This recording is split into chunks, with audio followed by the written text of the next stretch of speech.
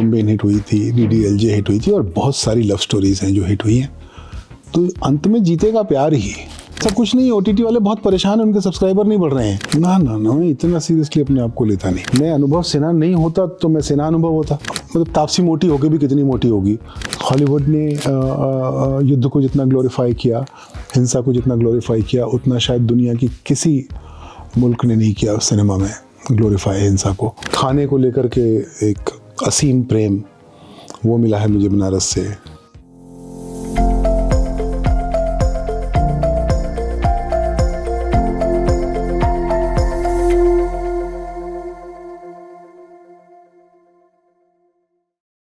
Hello and नमस्कार। आज हमारे साथ हैं वो डायरेक्टर जिनकी फिल्मों में रोमांस भी है, रियलिटी भी है और रिवॉल्यूशन भी। तुम बिन से दिलों को छूने वाली मोहब्बत, मुल्क से समाज पर सवाल, आर्टिकल 15 से सिस्टम को झकझोरना और थप्पड़ से रिश्तों में बराबरी की आवाज, हर वो फिल्म जो हमें सोचने पर मजबूर करती है। आज हम उनसे जानेंगे कि वो कहानियां कैसे चुनते हैं, समाज को कैसे देखते हैं और सेट पर कितनी मस्ती करते हैं। तो चलिए शुरू करते हैं अनएक्सप्लोर्ड का सफर द लेजेंडरी डायरेक्टर अनुभव सिन्हा के साथ। ये कानपुर टूरिंग कैसे हुई, अचानक कानपुर आना कैसे हुआ? टूर तो पूरे हिंदुस्तान का, मतलब हिंदुस्तान की फिलहाल इस श्रृंखला में उत्तरी बेल्ट का है, हिंदी बेल्ट का है, जिसमें मैं 40 शहरों में जा रहा हूँ और लोगों से मिल रहा हूँ, वहाँ का खाना खा रहा हूँ, वहाँ के यंगस्टर से मिलता हूँ, वहाँ के कभी कुछ उद्योगपतियों से मिल लेता हूँ, कभी कुछ कुलपतियों से, उपकुलपतियों से मिल लेता हूँ, कभी पत्रकारों से मिल लेता हूँ और एक सिनेमा हॉल जाता हूँ, थोड़ी देर फिल्म देखता हूँ, लोगों के साथ बैठ के सिनेमा हॉल के ओनर से बात करता हूँ। तो एक दोबारा से कुछ देश से अपने कनेक्ट करने की, अपने समाज से कनेक्ट करने की कोशिश। समाज से कनेक्ट करने की कोशिश, क्या यही कनेक्शन हम माने मुल्क, आर्टिकल 15 और आपकी इन फिल्मों में अकेला या भीड़ में देखने को मिला? हाँ, शायद मेरा ख्याल है ये मेरी कोशिश तो थी और हुआ भी। और इसी दौर में, इसी दरमियान एहसास भी हुआ कि शायद एक बार उन लोगों से मिलने की आवश्यकता है जिनके बारे में मैं फिल्में बनाता हूँ। क्योंकि विगत 35 सालों से मैं बम्बई में हूँ और इन 35 सालों में दुनिया बहुत बदली है, समाज बहुत बदला है। एक बहुत बड़ी घटना हुई है कि इंटरनेट आया है और ग्रो हुआ है बहुत तेज़, और इंटरनेट के आने से समाज में बहुत परिवर्तन आए हैं, लोग बदले हैं। और तो वो सब देखने समझने की ज़रूरत थी। और इतना वक्फा गुजरने के बाद बहुत कुछ बदलता है लोगों की मानसिकता में, जिससे समाज में परिवर्तन आते हैं, लोगों की महत्वाकांक्षाओं में परिवर्तन आते हैं, वो सब हुए हैं। तो और वो किताबों में पढ़ के आप सीख नहीं सकते, हालांकि इस पर आर्टिकल और वो सब लिखे जाते रहते हैं, लेकिन जो सबसे सामने से मिल के खुद साथ बैठ के सेम थाली में खाना खा के जो सीखने मिलता है, उसकी तलाश है। तो कहीं ये आपकी ये जो सोच है, गांधी ने यात्रा की थी या किसी भी बड़े लीडर या किसी ने भी जब समाज को समझने की कोशिश की है तो वो उनके बीच में उतरा है। और आप एक निर्देशक हैं, आपने बहुत अलग अलग तरह की फिल्में बनाई हैं, बड़े अलग अलग जॉनर्स में काम किए, उन पे हम आगे बात करेंगे। तो कहीं ये एक राजनेता या सामाजिक परिवर्तक की भूमिका में तो आप खुद को नहीं देख रहे हैं? ना ना ना, मैं इतना सीरियसली अपने आप को लेता नहीं। मैं फिल्में बनाता हूँ, मैं कहानियाँ कहता हूँ और उन कहानियों में मेरा अपना व्यक्तित्व और चरित्र भी होता है। तो उस अपने व्यक्तित्व पे काम करने की कोशिश है। तो ये जो यात्राएं हैं, जैसे आपने कहा ना, समाज में बहुत बड़ा बदलाव हुआ, इंटरनेट आया, ऐसे ही सिनेमा इंडस्ट्री में भी बहुत उथल पुथल मची हुई है। OTT और अलग प्लेटफॉर्म्स आने से सिंगल स्क्रीन के बिजनेस में काफ़ी गिरावट भी महसूस की गई। हाल फिलहाल फिल्मों के जॉनर में बड़ा बदलाव आया। जैसे अभी एक फिल्म चल रही है धुरंधर, एक फिल्म आई थी एनिमल, ये सुपर डुपर हिट हुई, ये भयंकर ब्रूटल फिल्में हैं। तो कहते हैं सिनेमा समाज का दर्पण है, तो ये ब्रुटैलिटी क्या ये समाज देखना चाह रहा है, पसंद कर रहा है, एज अ निर्देशक अनुभव इसे कैसे देखते हैं? हिंसा को लेके पहले से ज़्यादा आपको जान पहले से ज़्यादा नॉर्मलाइज हुआ है। आप 1990-91 में जब CNN आया हिंदुस्तान में केबल पे, तो सबसे बड़ी घटना ये थी कि हमने इराक और कुवैत का युद्ध लाइव टेलीकास्ट किया। अचानक हमको एक स्कड मिसाइल नाम का पता चला। स्कड नाम की मिसाइल होती है और वो हम लाइव देखते थे, मिसाइलें जाती थी और वो बहुत उत्तेजनापूर्ण था। और वहाँ पे ये फ़र्क आया कि उसके पहले शायद युद्ध को हम एक ग्लैमरस लाइट में नहीं देखते थे। उसके बाद से युद्ध घर तक पहुँचा और युद्ध का गेमिफिकेशन हुआ। गेमिफिकेशन का हिंदी शब्द क्या है मुझे नहीं मालूम, लेकिन युद्ध को एक खेल, एक स्पोर्ट की तरह देखा जाने लगा। उसके टूल्स के नाम बच्चों तक पहुँचे। इस मिसाइल का नाम ये, इस एयरक्राफ्ट का नाम ये।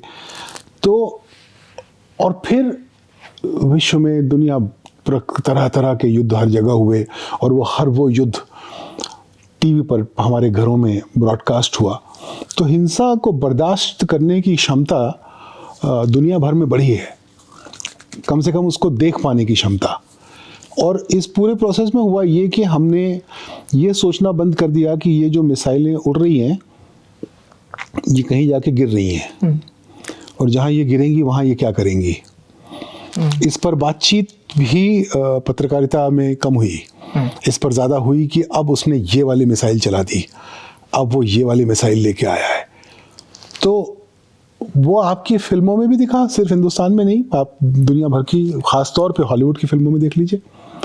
हॉलीवुड ने युद्ध को जितना ग्लोरीफाई किया, हिंसा को जितना ग्लोरीफाई किया, उतना शायद दुनिया की किसी मुल्क ने नहीं किया सिनेमा में ग्लोरीफाई हिंसा को। तो उसका एक ये इम्पैक्ट तो आना ही था कि हिंसा ज़्यादा बेरेबल हो गई।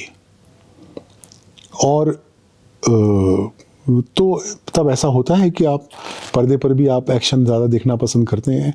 अगर दुनिया पिछले 30, 35, 40 सालों में प्यार ज़्यादा करने लग गई होती तो प्यार की फिल्में बन रही होती। DDLJ आज भी कल्ट मानी जाती है। हाँ। अभी कुछ दिन पहले ही शाहरुख और काजल गए, दोनों ने अपनी लंदन में वो तांबे वाली उनकी एक मूर्ति का अनावरण किया, DDLJ के एक पोज का। जी। आपने रावण बनाई, आपने 10 बनाई, लेकिन अनुभव सिन्हा जब याद किए जाते हैं तो तुम बिन के लिए याद किए जाते हैं। भारत देश में एक फिल्म है DDLJ जो कहाँ तक प्रसिद्धि पा रही है, बातें प्रेम की करती है, चलती मार धाड़ से है। नहीं, ऐसा या नहीं। अब फिर दुनिया इस बात को मानने लग गई कि चलती भी मार धाड़ से और हम बात भी मार धाड़ की करेंगे। नहीं, अंततः जीतेगा प्यार ही।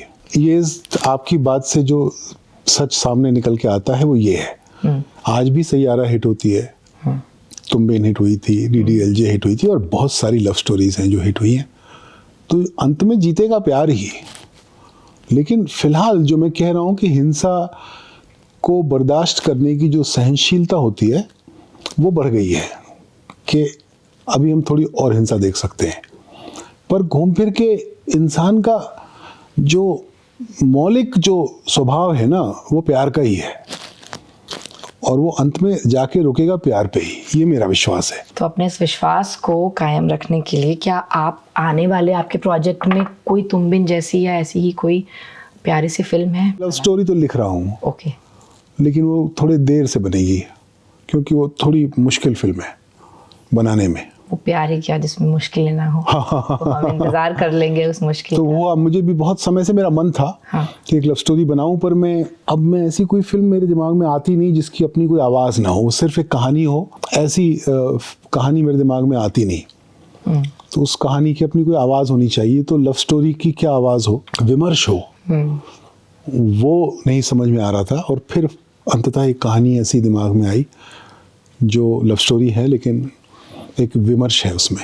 OTT पे आप कुछ, आपका कोई प्रोजेक्ट आने वाला है कंधार के बाद? OTT मैं नहीं कर पाऊंगा, मुझे ऐसा लगता है। क्यों? एक तो OTT करने का एक अलग इंफ्रास्ट्रक्चर है,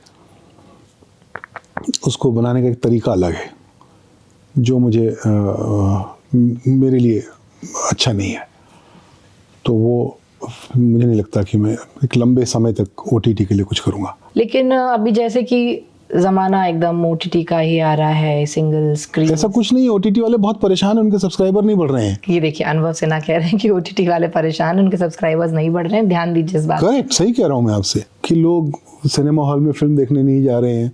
मैं 25-24 शहर देख लिया, 24 शहरों में सिनेमा हॉल के मालिकों से मिल लिया, मैंने कहा नहीं ऐसा कुछ नहीं है, लोग आ रहे हैं। स्क्रीन्स और सिनेमा और थिएटर्स का भविष्य अभी उज्जवल है, हमेशा रहेगा। हमेशा। आप समझिए, वो फिल्म थिएटर में जाके देखना और फिल्म OTT पे देखना 2 अलग काम है।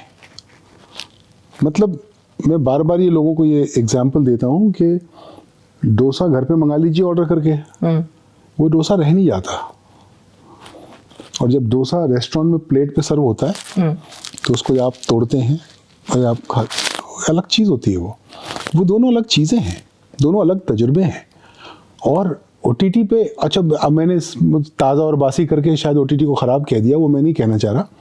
मैं कहना चाह रहा हूँ कि OTT पे जैसे मैंने IC-814 बनाया, वो तकरीबन 3 फिल्मों की कहानी थी, वैसी कहानी आप सिनेमा में नहीं कह सकते।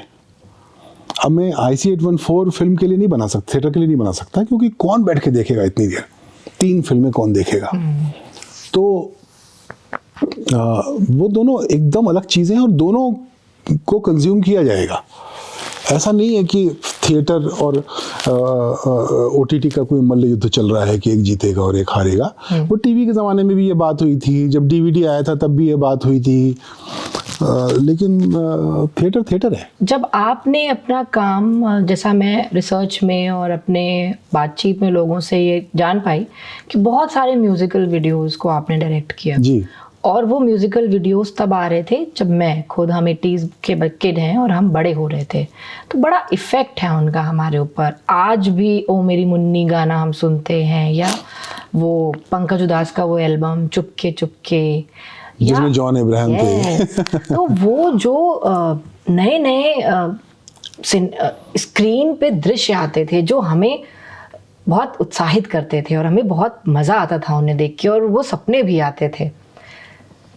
आप नया कुछ लेकर आए थे उस समय हमारे लोगों के लिए। आज की जो जेनजी पीढ़ी है जो इतनी एक्सपोज्ड है, उसको आप क्या, आप बहुत स्टाइलिश हैं ये मैं बार बार कह रही हूँ, आज की पीढ़ी को आप क्या नया देंगे?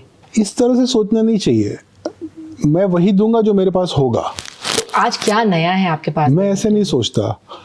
मैं अपने आप को, वो जो आईफोन में महीने में 1 बार 2 बार वो एक iOS अपडेट आता है ना, वो मैं मेरा अपना iOS चेंज करता रहता हूँ और दुनिया में क्या चल रहा है, किस प्रकार का संगीत चल रहा है। अभी आपके सामने फ़ोन पे एक गाना बन रहा है किसी चीज़ के लिए, उस पे मैं ब्रीफ दे रहा था, तो नया म्यूज़िक कैसा नया चल रहा है, मैं उसको कंज्यूम करता हूँ। नई प्रकार की फिल्में, उनको कंज्यूम करता हूँ। और अगर मैं कंज्यूम करूँगा और उनको मैं समझ पाया और उनको मैं एंजॉय कर पाया, तो वो मेरे iOS को अपडेट करती हैं और वो अपने आप ऑर्गेनिकली मेरे काम में आएगा। मैं अगर ऐसा करने निकला ना कि क्या नया चल रहा है, तो मेरी परख में गड़बड़ी हो सकती है, मेरे एग्जीक्यूशन में गड़बड़ी हो सकती है। कुछ भी नया करने के लिए मुझे मेरे सिस्टम को अपडेट करना पड़ेगा, फिर सिस्टम अपने आप नया करेगा। जब आपने रावण बनाई तो आपने उस समय VFX का यूज़ कर लिया, जिसका यूज़ आज राजमौली कर रहे हैं, और हालांकि वो फिल्म चली नहीं, लेकिन वो बहुत आगे की फिल्म थी। तो अब अगर आज आप दोबारा से रावण 2 बनाएं, उसका सीक्वल बनाएं, तो ऐसी कौन सी वो 5 चीज़ें होंगी जो आप नहीं करेंगे? स्क्रिप्ट पे ज़्यादा काम करूँगा। 5 तो मुझे पता नहीं, कोशिश करूँगा कि गाने उतने अच्छे बना सकूँ वापस, और हाँ ऐसी 2-4 चीज़ें। शूटिंग थोड़ी सी बदल जाएगी। शाहरुख होंगे? मतलब रावण 2 बनाने के बारे में कभी सोचा ही नहीं अभी तक। ख्याल आते हैं बीच में, फ्लैशेस में। पीछे शाहरुख ने भी शायद क्या है कि इंटरव्यू में बोला। हाँ। पर वो बहुत बड़ी जिम्मेदारी है। 2 जो होती है ना, बहुत बड़ी जिम्मेदारी होती है। तो मुझे पता नहीं है कि मैं उस जिम्मेदारी को अभी लेने को तैयार हूँ कि नहीं। आपने एक हाइपोथेटिकल क्वेश्चन पूछा तो मैं उसका हाइपोथेटिकल जवाब दे रहा था कि अगर दोबारा बनानी हो किसी को रावण 2 तो क्या स्क्रिप्ट पे तो बेहतर काम करना चाहिए। आप नहीं सोचते कभी रावण 2 बनाने के? ऐसा नहीं है, हाँ। कभी नहीं सोचता। हाँ। लेकिन एक वो वाला सोचना होता है ना कि अब इसको एक्शन में कन्वर्ट किया जाए, लिखने बैठा जाए, वो नहीं हुआ है अभी तक। मुल्क और आर्टिकल 15, ये दोनों फिल्में जो एकदम सामाजिक और पॉलिटिकल फिल्में थी, इनको बनाने के पीछे की आपकी व्यक्तिगत प्रेरणा क्या थी? व्यक्तिगत प्रेरणा अपना देश था, अपना समाज था। आपके सिनेमा में इलाहाबाद, बनारस और अलीगढ़ ये कितना होता है? इलाहाबाद उतना नहीं होता। उसका कारण ये है कि मैं इलाहाबाद में रहा नहीं ज़्यादा। अच्छा। इलाहाबाद में मेरी पैदाइश है, और उसके बाद जब मैं 9 महीने का था तो वहाँ से चला गया था, और फिर 9 साल की उम्र में वापस आया था 1 साल के लिए। लेकिन जो मेरे रियल फॉर्मेटिव ईयर्स हैं, जो 12-13 से लेकर के और फिर 22-23 तक, वो बनारस और अलीगढ़ में बीते हैं। तो मेरी पर्सनालिटी में ये 2 शहर ज़्यादा दिखते हैं। लेकिन बनारस को इलाहाबाद को लेकर के एक अजीब सा अटैचमेंट है, क्योंकि पैदा वहाँ हुआ था, और पहले 9 सालों की गर्मी की हर छुट्टी मेरे मामा सारे वहीं थे दोनों, तो वहाँ बीतती थी।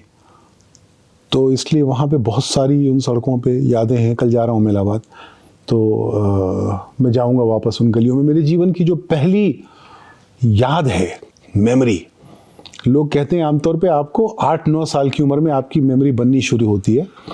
मेरी मेमोरी है कि मैं मेरे मामा के कंधे पे बैठा हुआ लोकनाथ गली में जा रहा हूँ। मामा के कंधे बैठा, मामा ने दोनों पैर पकड़े हुए हैं मेरे, और अचानक सायरन बजने शुरू होते हैं और लाइटें ऑफ हो जाती हैं, ब्लैकआउट हो जाता है। तो मैं ऐसा मानता हूँ कि वो 1971 है, पूरे इलाहाबाद में ब्लैकआउट हुआ है और सायरन्स बज रहे हैं। तो वो मेरी एक मेमोरी है, अर्लीस्ट मेमोरी। उसके पहले की मुझे कोई बात याद नहीं है। तो मेरा मन है कि मैं इस बार जाऊंगा इलाहाबाद तो लोकनाथ की गली में जाऊंगा। वो मुझे जगह तो ज़ाहिर है पहचान में नहीं आएगी कि मैं उस वक्त किस जगह कंधे पे बैठा हुआ था, लेकिन वहाँ जाऊंगा। कमला नेहरू हॉस्पिटल जाऊंगा जहाँ मैं पैदा हुआ था, और हम लोग का एक घर था इलाहाबाद में एलओपी बाग में, जो तो उस वर्ग के लोग घर बना पाते थे, ये बड़ी बात होती थी। क्या करते थे आपके पिताजी? अकाउंटेंट जनरल ऑफिस में थे, जोनल ऑडिट ऑफिसर। बनारस का क्या कैरी करते हैं आप? अल्हड़पन है बनारस का। बनारस का एक गिव अ डैम एटीट्यूड है, वो शायद मेरे अंदर है कि नहीं होगा तो नहीं होगा, हो गया क्या ठीक है। मतलब हो जाने में भी उतना उत्साह नहीं होता, और नहीं होने में भी उतनी हताशा नहीं होती। वो बनारस का है मेरे पास। बनारस का एक थोड़ा स्ट्रेंज सेंस ऑफ ह्यूमर है, थोड़ा विकेट सेंस ऑफ ह्यूमर है, वो मिला है मुझे बनारस से। खाने को लेकर के एक असीम प्रेम, वो मिला है मुझे बनारस से। और बाकी थोड़ा साहित्य, थोड़ा म्यूज़िक, मतलब वहाँ तो बहुत सारा है, मुझे थोड़ा मिला है। उसके बाद साहित्य का, कविताओं का और बहुत सारा प्यार अलीगढ़ से आया। जब मैं अलीगढ़ पहुँच के मैं उर्दू लिटरेचर से मेरा तारुफ हुआ, तो वो आया। तो ये 2 शहर मुझे बनाने में ज़्यादा, और मेरे बहुत सारे दोस्त जिनसे सबसे कुछ सीखा। तो ये 3 चीज़ें हैं जिनसे मैं बनता हूँ। तो तुम बिन का जो एक म्यूजिकल एसेंस है, जो एक उसका म्यूजिक है, वो आज भी बजता है हमारे कानों में, उसके पीछे यही वजह थी कि आपकी म्यूजिकल चॉइस बहुत अच्छी थी, बहुत डिफरेंट थी? ऐसा मेरे कंपोज़र बोलते हैं कि तुम्हारे कान बहुत अच्छे हैं। मुझे इस बात का मतलब समझ में नहीं आता कि मेरे कान अच्छे हैं का मतलब क्या है। सुनते अच्छा है तो हाँ, तो वो मुझे लगा वो ये कहते हैं कि ये हर कंपोज़र जिसके साथ मैंने काम किया है वो ये कहता है कि आपके कान बहुत अच्छे हैं। तो मैं अच्छा गाता नहीं हूँ, मैं अच्छा बजाता नहीं हूँ, मैं कंपोज़ नहीं, मुझे कुछ म्यूज़िक का कुछ नहीं आता, लेकिन फिर भी म्यूज़िक कंपोज़र्स मेरे जितने भी रहे हैं उन्होंने हमेशा मुझे बहुत प्यार और सम्मान दिया है, ये कह के कि आपके कान अच्छे हैं। उसको मैंने इतना मान लिया कि शायद मैं गाने चुनता अच्छे हूँ, क्योंकि जब आप कोई गाना मांगते हैं तो एक कंपोज़र आपको 3, 4, 5 गाने सुनाता है और आप कहते हैं मुझे ये वाला चाहिए, तो उसको शायद वो बोलते हैं कि आपके कान अच्छे हैं।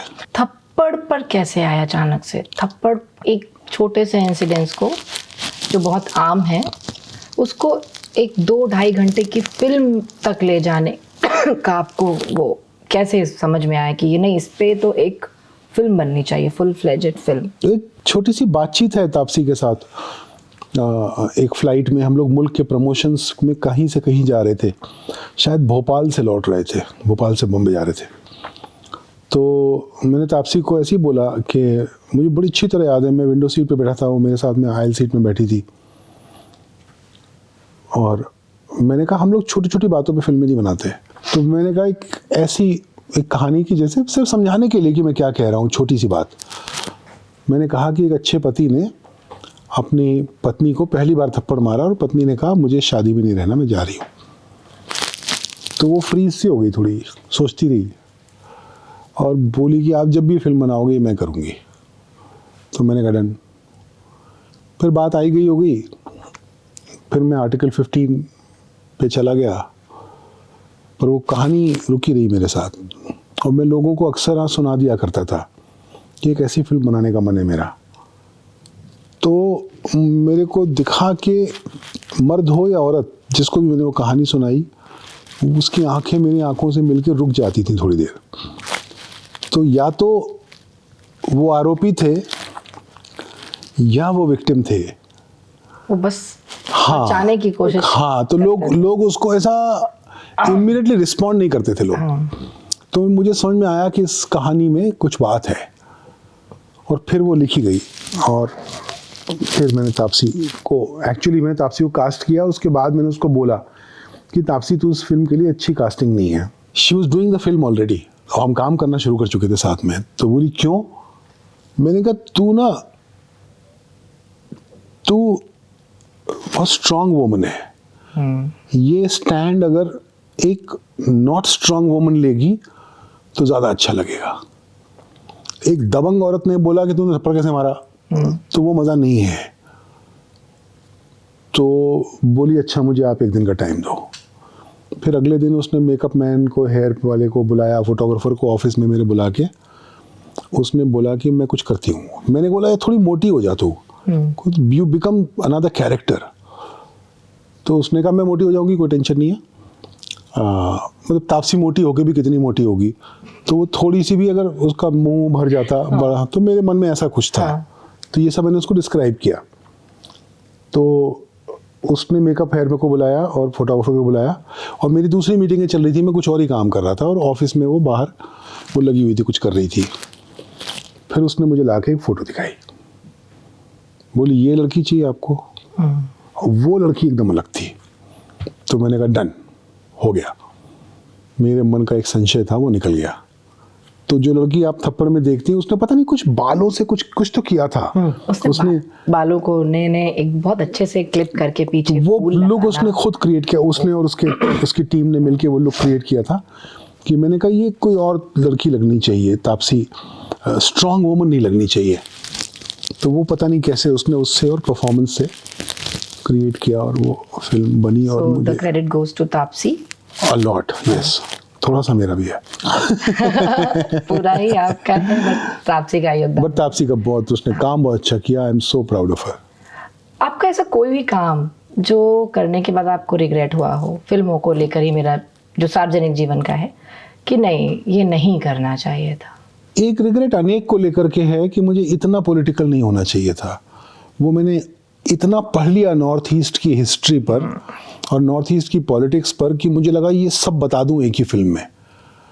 वो और उसमें कहानी पीछे रह गई, उसमें किरदार पीछे रह गए और मैं आगे हो गया एज अ स्टोरी टेलर।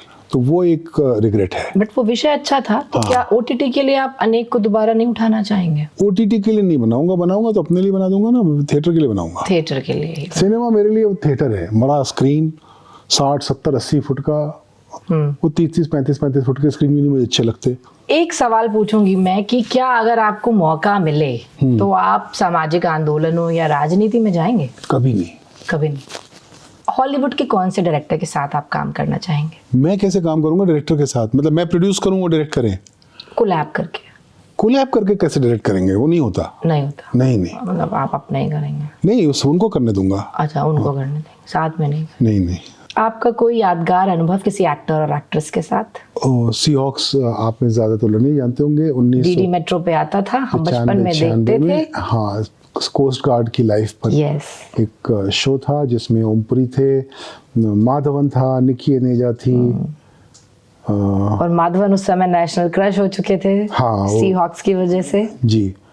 तो ओम भाई मेरे जानने वाले थे क्योंकि उनकी पत्नी मेरी दोस्त थी, तो मेरा उनके घर पे आना जाना था। तो मैंने उनसे कहा आप भी एक ये रोल कीजिए, तो वो करने लगे। तो यूटीवी प्रोड्यूसर था, पैसे वैसे की बात हुई, सब हो गया।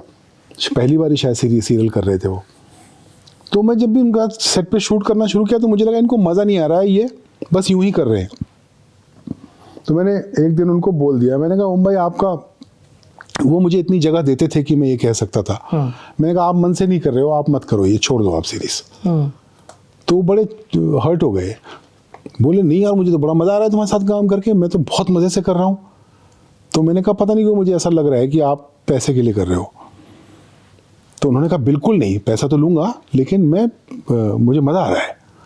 फिर मैंने जाके जब रशेस देखे, जब मैं एडिटिंग पर गया तो मुझे रियलाइज़ हुआ कि इस आदमी को एक्टिंग करने के लिए एफर्ट नहीं करना पड़ता। तो मुझे वो सेट पे एफर्ट नहीं दिख रहा था, इसलिए मुझे लगा वो मन से नहीं कर रहे हैं। पर जब उनका काम पर्दे पे देखा तो वो अद्भुत था। तो ये एक बड़ा इंटरेस्टिंग लर्निंग थी मेरे लिए कि हर एक्टर का आपको, जैसे थप्पड़ में मुझे लगा, दूसरी बार ये फीलिंग थप्पड़ में हुई मुझे कि मुझे लगा कुमुद जो है मन से नहीं कर रहा है, मैंने बोल दिया इसलिए कर रहा है। तो मैंने यूनिट पे बात की, मैंने कहा कुमुद मन से नहीं कर रहा, अच्छा नहीं कर रहा कुमुद। तो सबने कहा नहीं कमाल कर रहे। तो मैंने कहा अच्छा। तो फिर बाद में बहुत तारीफ हुई उसकी और मैं गलत निकला। फिर वो जो तापसी के पिताजी जी था, मुझे पता नहीं क्यों लग रहा था ये मन से नहीं कर रहा। और कुमुद का वैसे भी एफर्ट ज़्यादा, कुमुद का और मनोज पावा का, दोनों का एफर्ट जो है वो सेट पे दिखता नहीं है। मतलब एक्टिंग बस होती रहती है। हाँ ये बहुत ज़्यादा टैलेंटेड लोग हैं, कुमुद, मनोज, सौरभ शुक्ला, ये लोग अलग लेवल के टैलेंटेड लोग हैं। मनोज बाजपेयी। अगर आपको एक्टिंग करनी पड़े तो आप कौन सा रोल करना चाहेंगे? बिल्कुल नहीं करूंगा एक्टिंग करने से मुझे मतलब मेरा इतना गंदा एक्टिंग, ये आजकल बच्चे इन्फ्लुएंसर वगैरह मिलते हैं और मुझसे रीलें बनवाते हैं, तो मुझसे एक्टिंग कराते हैं, उसमें मैं शर्मिंदा होता रहता हूँ देख देख के कि मैंने क्या किया है। एक शब्द में खुद को डिफाइन करना हो तो आप वो क्या शब्द लेकर आएंगे? मेहनती। थेथर नहीं लाएंगे? थेथर भी हूँ। थेथर भी? हाँ, थेथर का मतलब समझा दीजिएगा सबको पता है। नहीं अच्छा, आपके दर्शक पता नहीं बाहर के भी हैं कि नहीं?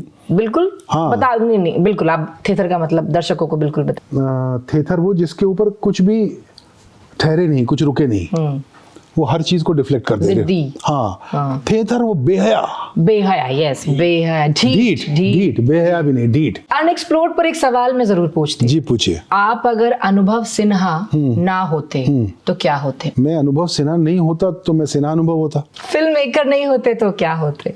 मेकर फिल्म होता। बहुत विटी हैं आप। कभी डर लगता है आपको? नहीं, बिल्कुल नहीं।